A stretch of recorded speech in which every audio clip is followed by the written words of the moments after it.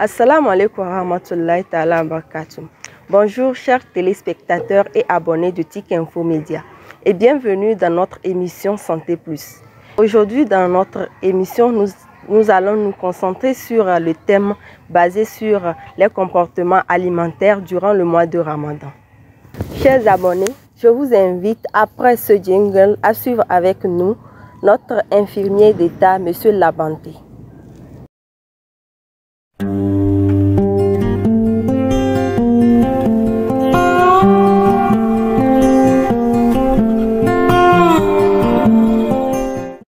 Monsieur Labanté, selon vos connaissances dans le domaine de la santé, quels sont les conseils que vous pouvez donner aux jeûneurs?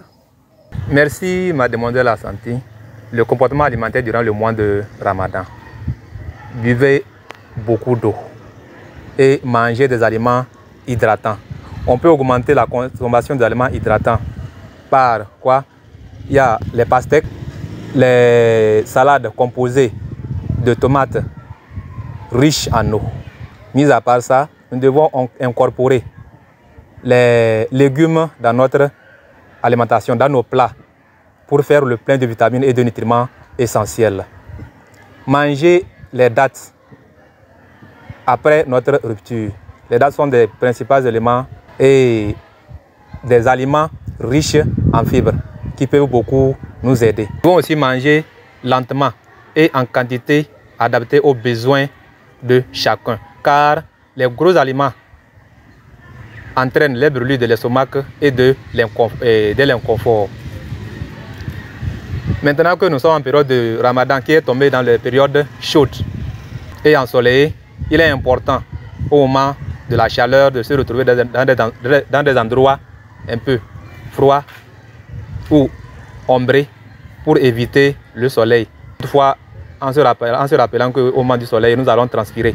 Donc ça va entraîner aussi la déshydratation et le besoin de l'organisme en eau. Y a-t-il des aliments à éviter durant le mois de Ramadan? Bien sûr qu'il y a des aliments à éviter durant le mois de Ramadan. Nous devons éviter des boissons caféinées comme le thé, le café, le Coca-Cola. Car la caféine entraîne chez certaines personnes des besoins d'uriner plus fréquents et cela peut entraîner la déshydratation.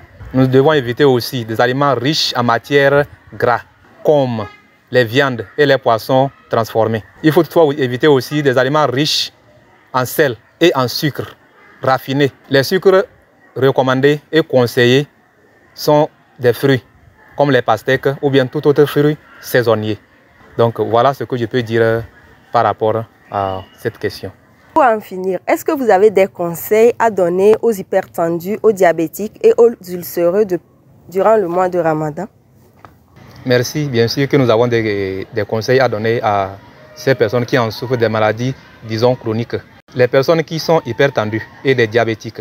D'abord, par rapport au diabète, les personnes souffrant de diabète de type 1, on ne leur conseille pas de jeûner. Par contre, les hypertendus et les personnes souffrant de diabète de type 2 et dont leur santé est sous contrôle, soit par un régime alimentaire, soit par un médicament, peuvent toutefois jeûner. Toutefois, on leur conseille de consulter leur médecin ou bien leur diététicien pour avoir des conseils adaptés à leur situation. Quant aux personnes ulcéreuses, j'avais dit plus haut qu'il faut éviter des aliments, des gros aliments, car ça entraîne de l'inconfort et les brûlures de l'estomac. Voilà. Les ulcéreux doivent éviter les aliments gras, les aliments épicés, trop pimentés. Ils doivent être en dehors de tout stress, à part le stress, tout en sachant qu'ils ne doivent pas être en manque de leur anti-ulcéreux. C'est très important. Au moment du jeûne, ils doivent avoir leur anti-ulcéreux pour pouvoir réduire au maximum les sécrétions gastriques. Voilà.